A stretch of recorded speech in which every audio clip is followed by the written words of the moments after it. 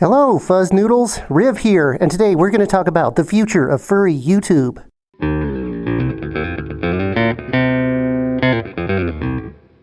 Okay, in order to talk about the future, we have to talk about the past and the present as well. It's kind of like a Christmas carol with the ghosts of past, present, and future, except it's a furry YouTube carol.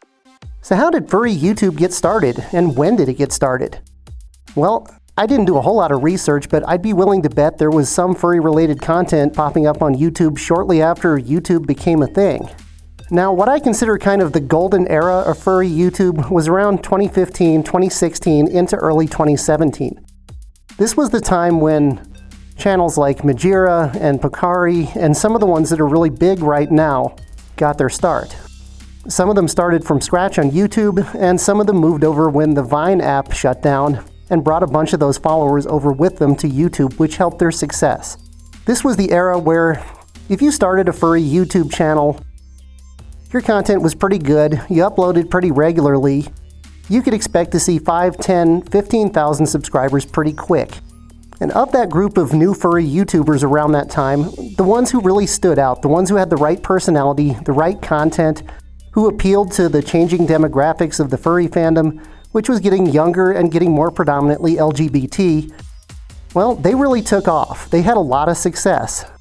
Sometime around 2017, things began to change a little bit. Around late 2017, if you started a YouTube channel, you might not see the immediate growth that you would have before that. Now, there's a couple different reasons for that. A lot of people like to blame the YouTube algorithm for this. The algorithm was changing to make it less favorable to smaller channels and to push bigger channels, which made Google more money. Now, this may or may not be true. There probably were some changes in the algorithm around that time, but I don't think that was the root cause of why it became more difficult to be successful with furry content. I honestly think the market just started to get flooded. A furry YouTube content consumer can only watch so much furry YouTube. When there's only 10 or 15 real significant channels out there, they might have a chance to watch every video that comes out from every one of those. As you get more and more channels, as you get into the hundreds, people are just going to have less time to watch those. Now, the bigger, more established ones are going to be getting recommended more, they're going to be getting more views, more interactions, so that's what the new people coming in are going to see, and they're going to tend to watch the bigger channels over the smaller ones. So the bigger channels start to snowball and get bigger and bigger and bigger, and the ones that got their start just a little bit too late might struggle to grow. I can really only think of a handful of fursuit content channels that started after 2018 and had a whole lot of success. There's honestly a lot of newer channels out there that are really, really good. Some of them, in my opinion, better than my content, that are just stuck at like under 1,000 subscribers now because they just can't compete and they just can't grow. So that's kind of a quick and dirty history of furry YouTube. Now, where are we today? Today, we're starting to hear mutterings about, is furry YouTube declining or dying, or is it a failing platform? Why are we starting to hear that? I don't think it's necessarily because YouTube or furry YouTube in general is failing. I think it's just mainly a perception. We've seen some big names in the furry YouTube business start to fade away recently. And there's a bunch of different reasons for this. It's not necessarily because the platform is terrible, it's for personal reasons. Most of the furry YouTubers that we started watching in 2015, 2016, 2017 are now at the absolute youngest in their mid-20s, and many of them are in their late 20s and early 30s. Some of them are starting to think about, is furry YouTube content creation going to be a viable career choice for the future? You start to think about those things as you get a little older. And some of them are just getting full-time jobs and moving on from YouTube. After all, it's very difficult to make a living doing YouTube. There are only a handful of creators that are actually doing that, and they're making more money off of Patreon and off of merchandise sales than they are from YouTube AdSense. Speaking of making money off of YouTube, there are a list of incredibly generous people who help this channel be self-supporting by donating money on Patreon. You are super awesome and very much appreciated. Check out the link in the description if you might be interested in joining our Patreon. So anyway, what might be some other reasons why we're seeing this perceived mini exodus from furry YouTube? Well, some people have found better platforms for their brand of content. People who make short-form content are moving to TikTok because it just works better for them. You can get a lot of views and a lot of followers on TikTok really fast if you can make content that works for that platform. I personally can't really do that. Other recognizable names in the furry YouTube scene have moved on to streaming. Now, YouTube, of course, allows streaming, but it's not as good as Twitch for most people.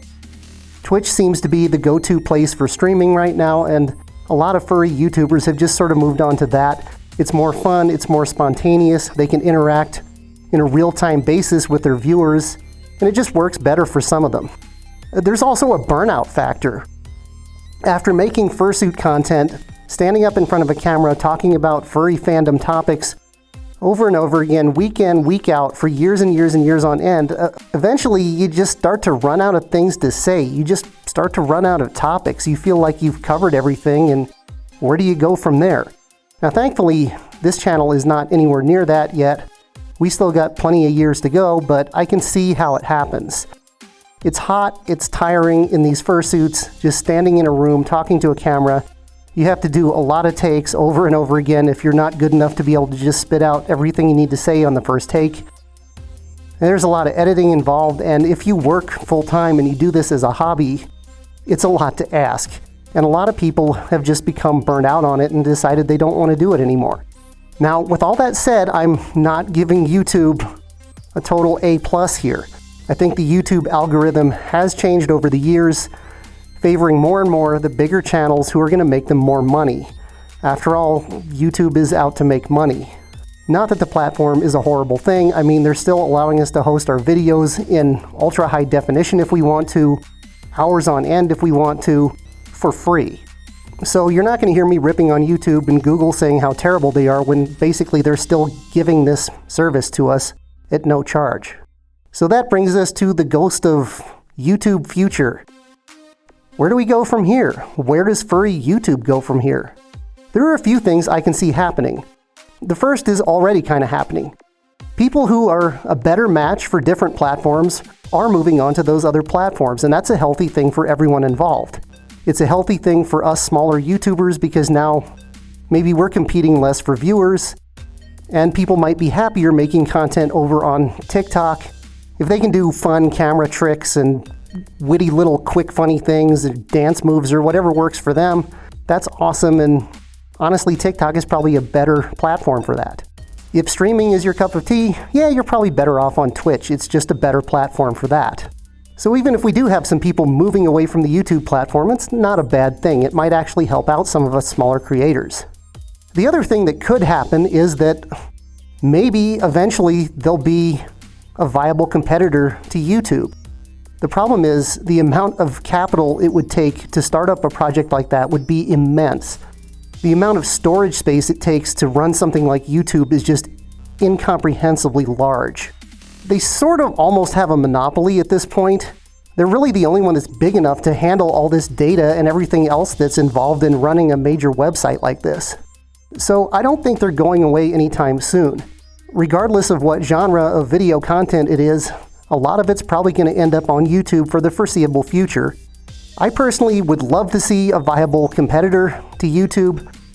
I would love to try to put my content on another platform that was a little friendlier towards smaller channels. I would even pay money to keep ads off of my channel. But right now, there's just nothing really out there, and I don't know when there's going to be.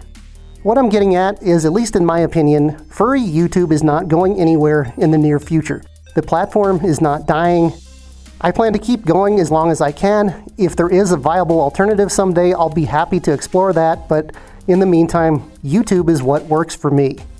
I think a lot of other creators are in the same boat. I just wish there was some way to get more exposure to these small channels that the algorithm just doesn't seem to be helping anymore. That's my main complaint right now. It's just so frustrating that good creators are quitting early before anyone really even gets to see them because they just can't get the subscribers and the views, and they feel like they're talking to a camera and not an audience. That was the situation with my channel. I almost considered quitting at least 2 different times because the channel just wasn't growing. Now finally we got over 5,000 subscribers. Things are looking a little bit better, although with the current numbers, it's going to be like 2031 before we hit 10,000 subscribers. I don't really care about numbers at this point. I'm just here to have fun and entertain people. And as long as there are others with the same mentality out there, there will always be a furry YouTube. Will we see some sort of decline in the number of furry YouTubers eventually? Maybe, maybe not. As mentioned before, some people will move over to TikTok, some people will move to Twitch and to other platforms, but I think there'll always be small startup channels wanting to jump into YouTube. Whether they're successful or not depends on the hard work they put in and depends somewhat, unfortunately, on YouTube's algorithm of the day. Alright, so that's my 2 cents on that topic. I personally don't think that furry YouTube's going anywhere in the near future. What do you think? Let us know down in the comments. Thanks for stopping by. It was fun as always. We'll see you next time with a video from Megaplex 2022. Have an awesome week. Stay safe and stay fuzzy.